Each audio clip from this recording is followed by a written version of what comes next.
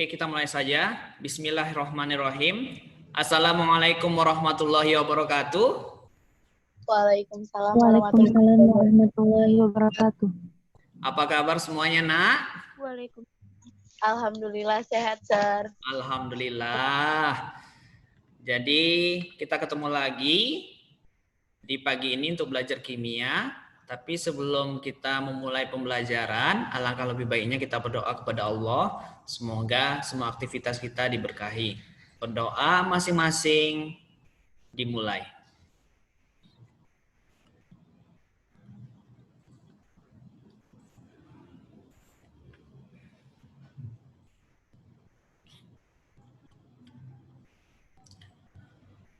Berdoa boleh selesai.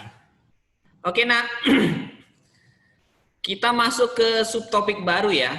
Masih di bab laju reaksi atau kinetika reaksi.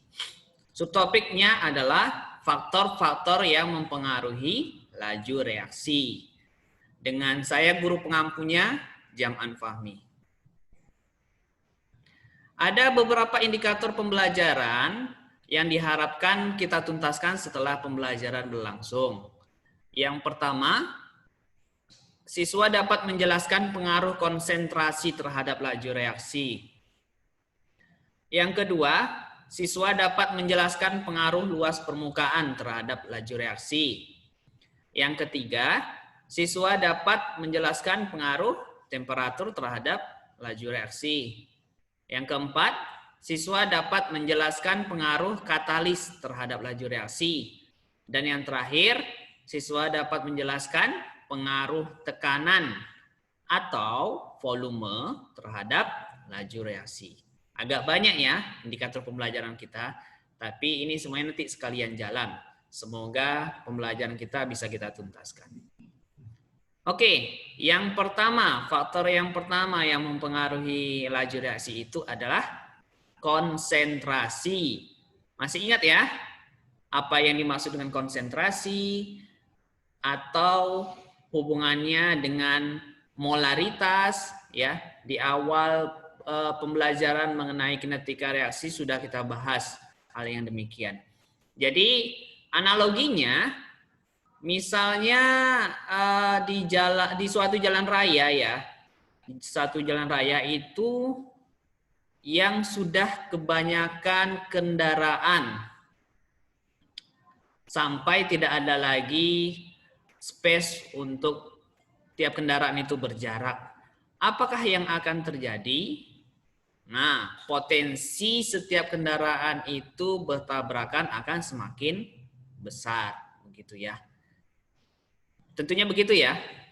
Iya, makin banyak kendaraannya, potensi bertabrakannya semakin besar begitu dengan laju tertentu. Jadi ini mencontohkan, menggambarkan bagaimana konsentrasi itu. Jadi semakin pekat suatu larutan, maka laju reaksinya akan semakin besar. Kenapa? Karena semakin pekat suatu larutan, otomatis jumlah antar partikelnya itu kan banyak. Kemungkinan bertumbukan antar partikel itu juga semakin besar. Nah, kalau sudah antar partikel itu bertumbukannya sering, otomatis laju reaksinya juga akan semakin besar. Jadi, antara konsentrasi dengan laju reaksi itu ditemukan hubungan berbanding lurus. Artinya, semakin besar konsentrasi, maka semakin besar pula laju reaksinya. Begitu ya. Paham ya sampai di sini, Nak ya? Kita lanjut. Nah, luas permukaan ya. Yang dimaksud luas permukaan di sini adalah luas permukaan sentuh ya, Nak. Artinya luas permukaannya itu diukur dari seberapa sering antar partikel itu bersentuhan. Atau bahasa lainnya di sini itu lebih kepada bertumbukan, begitu. Semakin halus ukuran partikel, maka luas permukaan sentuhnya akan semakin besar.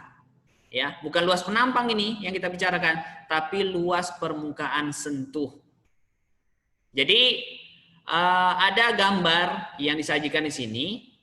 Ada part bagian kiri, ada part bagian kanan ya. Jadi yang sebelah kiri ini ukuran partikel itu masih besar. Jadi bagaimana jadinya kalau yang partikel besar ini kita pecah-pecah, kita haluskan sedikit, maka gambarnya seperti yang sebelah kanan ini ya. Nih, yang di arsir ini bentukan padatan ya. Jadi semakin kecil ukuran partikel, otomatis kemungkinan tumbukan antar partikel ini akan semakin besar. Ya. Kemungkinan dia bersentuhan juga semakin besar.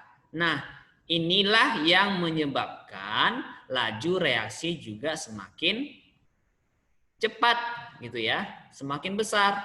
Maka bisa kita simpulkan bahwa hubungan antara faktor luas permukaan sentuh dengan laju reaksi itu berbanding lurus.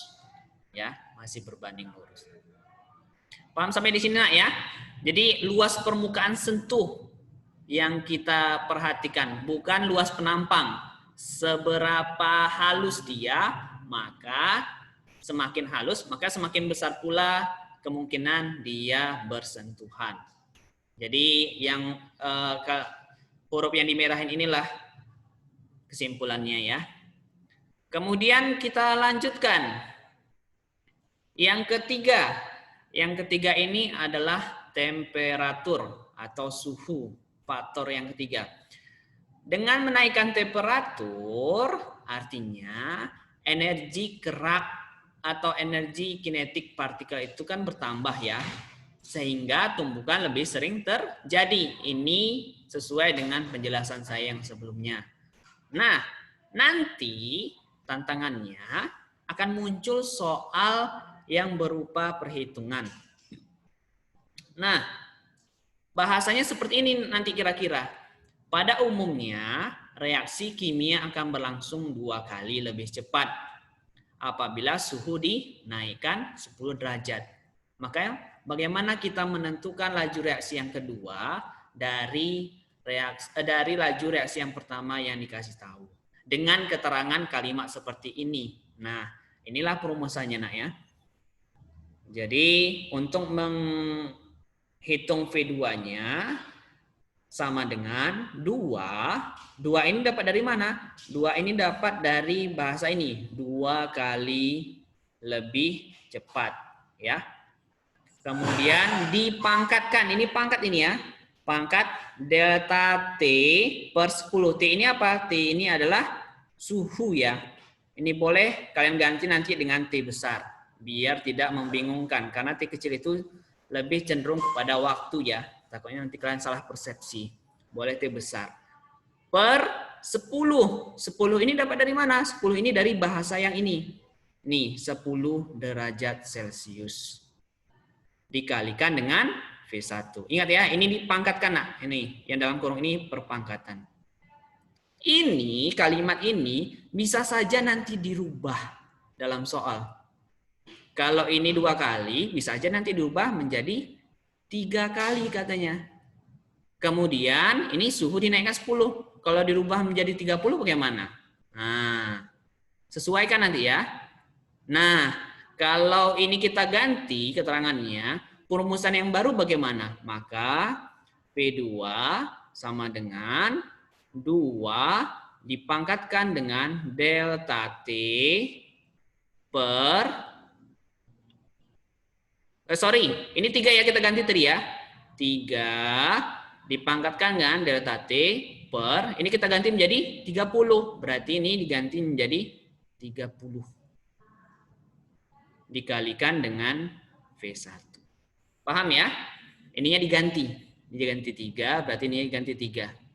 Ini diganti 30, berarti ininya menjadi 30. Ada kalanya juga bukan hanya laju yang ditanya, ya, tapi bisa juga waktu. Nah, karena pada hakikatnya antara laju dengan waktu itu berbanding terbalik, maka perumusannya jadi seperti ini. T2 sama dengan, ini yang kita balik. Dengan asumsi bahwa keterangannya masih 2 kali dan dinaikkan suhu 10 derajat. Maka jadi begini. Ini buka kurung, tutup kurung. Terus ini delta T per 10 ya, dikalikan dengan T1 begini. Kalau misalnya kita ubah dengan keterangan yang kedua bagaimana? Maka T2 sama dengan 1 per berapa nak? Kalau kita ubah ininya jadi 3? Ya, 1/3. Terus pangkat delta T per 30, Sir. ya, per 30 dikalikan dengan T1. Paham ya sampai di sini ya? Ini sesuaikan dengan permintaan soal. Jadi ini kita sesuaikan dengan permintaan soal. Perhatikan kalimat yang dituliskan dalam soal. Kemudian kita sesuaikan baru dijawab. Oke. Masuk ke contoh. Suatu reaksi kimia yang berlangsung pada suhu 30 derajat Celcius memerlukan waktu 40 detik. Ini berarti T1-nya ya. Setiap kenaikan suhu 10 derajat Celcius, reaksi akan lebih cepat 2 kali. Nih, 2 kali nih diminta. Setiap kenaikan 10 derajat Celcius. Tentukan waktu yang diperlukan jika suhu dinaikkan menjadi 50. Ini sebagai apa, nak?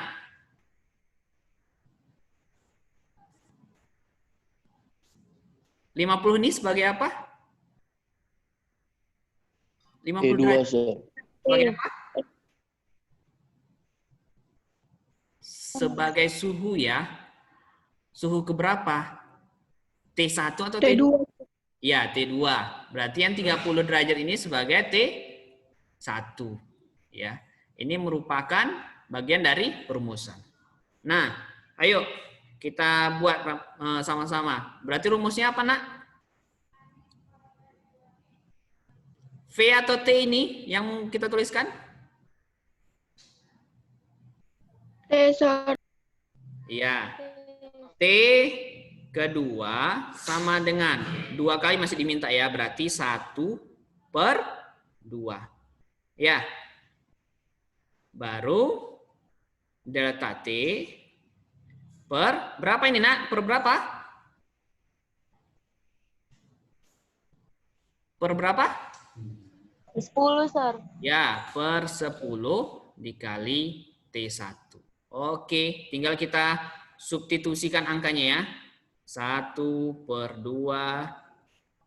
Delta T-nya, T2-nya 50 kurang T1-nya 30 per 10 dikali 40. Ya, 40 detik nih. Berapa jadinya? 50 kurang 30? 20, Sir. 20 per 10. 2, Sir. Ya, berarti 1/2 pangkat 2 dikali 40. Berapa nih, nak?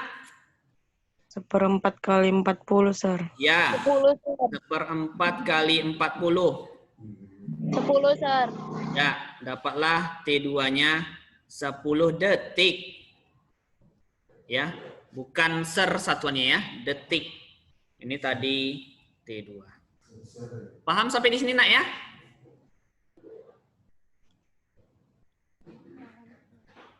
Paham? Nggak ada yang Insya Allah.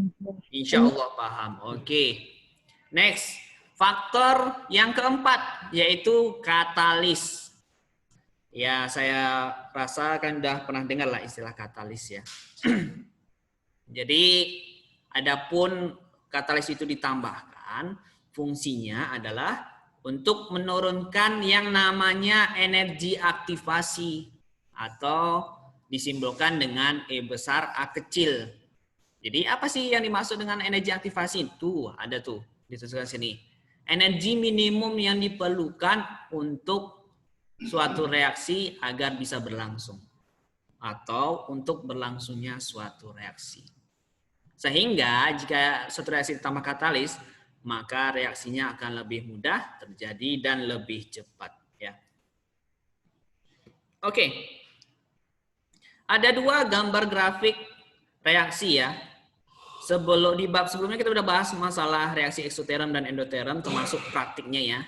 Ya kalian udah lihat ya video praktiknya di YouTube. Yang sebelah kiri ini reaksi endoterm, sebelah kanan reaksi eksoterm. Nah, coba sedikit kalian perhatikan. Di reaksi yang mana energi aktivasinya itu lebih besar? Pada reaksi eksoterm atau endoterm?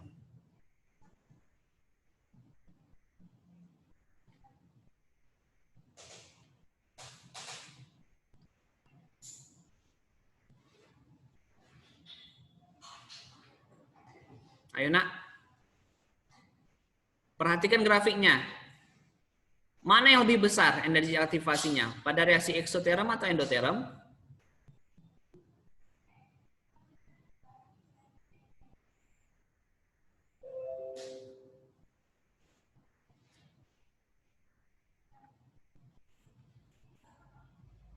Mulai yang cipta nih. Eksoterm atau endoterm? Tengok aja grafiknya nak. Mana yang lebih besar? Perhatikan. Energi aktivasi pada reaksi endoterm atau energi aktivasi pada eksoterm? Endoterm, Sir. Iya, pada endoterm. Tengok ya. Energi aktivasi itu dimulai titiknya dari puncak grafik ini ya. Sampai entalpi reaktan atau reaksi. Ingat ya, energi aktivasi itu dihitung dari puncak grafik sampai reaktan, entalpi reaksi ya. Itulah yang menyebabkan energi aktivasi endoterm itu lebih besar dari reaksi eksoterm.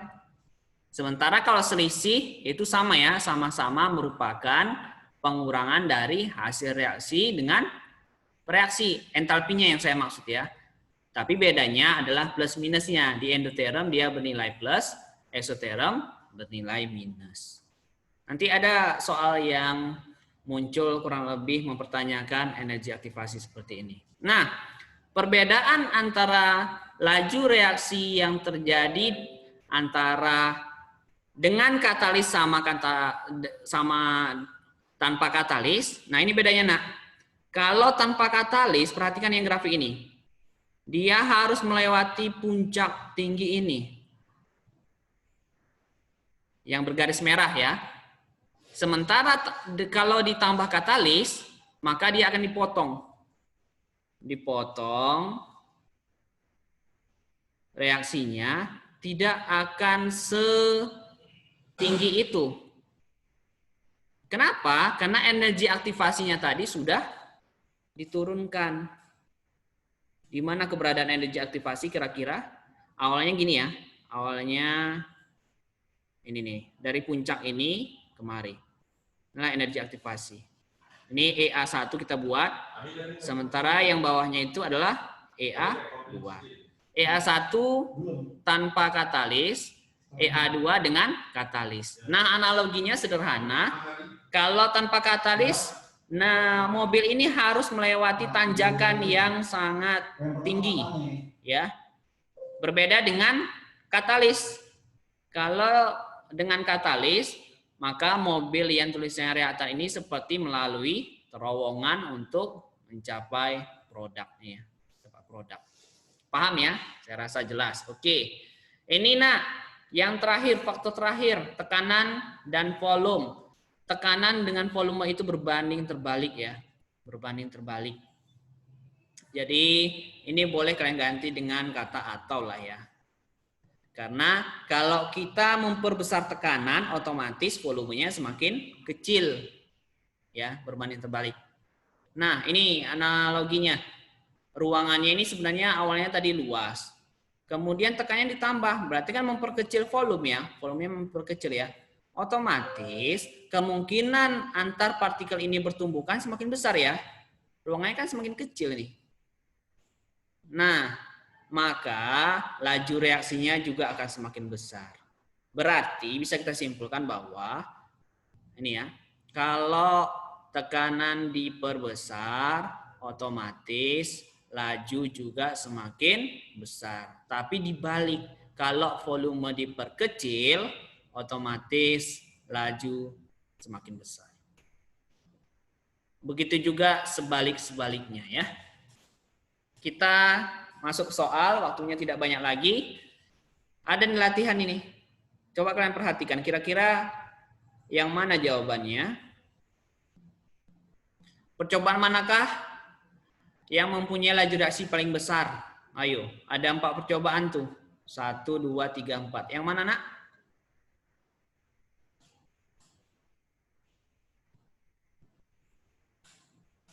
Yang mana?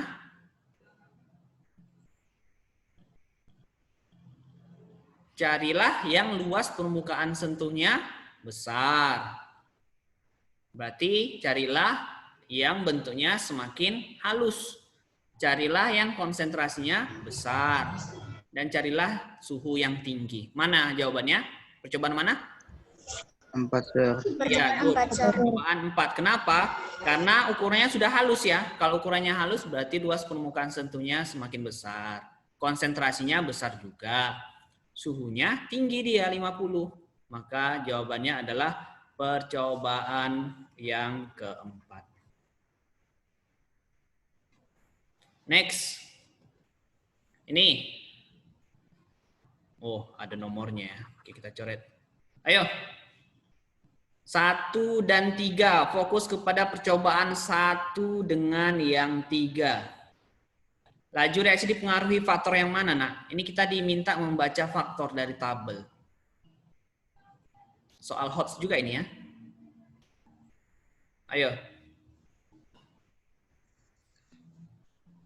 Kan ada 5 ya. Faktor yang mempengaruhi tadi ya. Jadi yang mana nih? Konsentrasinya beda nggak? Sama, berarti faktor konsentrasi. Suhunya perhatikan, beda nggak? Sama, Sir. Sama, berarti bukan Sama, Sir. faktor suhu. Waktu, masuk nggak di faktornya waktu? Nggak ada ya? Ada faktor ya? Jadi satu-satunya ini yang perlu kita perhatikan. Bentuk ini mewakili bahasanya apa, Nak? Yang paling cocok? Luas permukaan, Sir. Good. Jadi ini dipengaruhi oleh luas permukaan. Ingat ya, kata sentuhnya disimpan. 1, serbuk. Yang ketiga, bongkahan. Mana yang lebih halus, Nak? Serbuk atau bongkahan? Serbuk, Sir. Ya, good. Serbuk. Paham ya? Next. Nih, soal nomor 3. Ayo, kita jawab. Kita jawab aja ya. 3 kali ini, 3 kali perhatikan. Setiap suhunya dinaikkan 20. Ayo. Laju reaksi. Berarti perumusannya apa? V2 sama dengan dia minta 3 kan? 3. Ya kan, Nak? Pangkat delta T. Delta T-nya per berapa? Per berapa ini? Per 20, Sir. 20, Sir. Per 20 dikali X lah ya. Kali X. Oh, ini titik aja lah kita ganti. Titik itu kan mewakili perkalian juga ya. Jadi 3 delta T keduanya 70 kurang 10 ya. Per 20 X. Ayo berapa tuh, Nak? 70 kurang 10? 60, Sir. Bagi 20.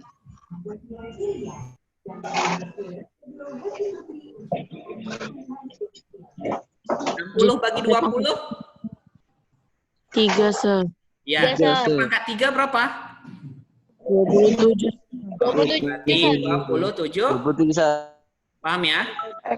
Molar per detik. Next, terakhir. Ini diminta berapa kali? 2 kali. Setiap kenaikan suhu berapa? 20. Apa yang diminta? Waktu. Nah, ayo. Ada yang udah siap? Berarti T2-nya sama dengan 1/2 pangkat. Ayo, delta T 80. Ya, 20, Sir. 80 dikurang 20 per berapa nih? 20, Sir. Ya, good. Per 20 dikali berapa waktu pertama? 10, Sir. 10 detik, Sir. Ya, 10 detik ya. 10 detik. Ayo berapa nih, Nak? 80 kurang 20, 60 bagi 20, 3. Setengah pangkat 3 berapa? 1/8, Sir. 1/8, Sir. Ini ya, jawabannya ya. Paham, Nak? Ada kalanya nanti dia nggak minta detik ya. Dia bisa aja minta menit, bisa aja minta jam. Jangan lupa dikonversikan ya. Sesuaikanlah dengan option yang ada. Oke, ini result saya. Jangan lupa berdoa setelah belajar. Mohon maaf apabila ada kekurangan. Tetap rajin, Nak ya, mengulang-ulang pembelajaran biar nggak lupa. Wabillahi taufiq wal hidayah. Assalamualaikum warahmatullahi wabarakatuh. Waalaikumsalam warahmatullahi wabarakatuh. Waalaikumsalam warahmatullahi wabarakatuh.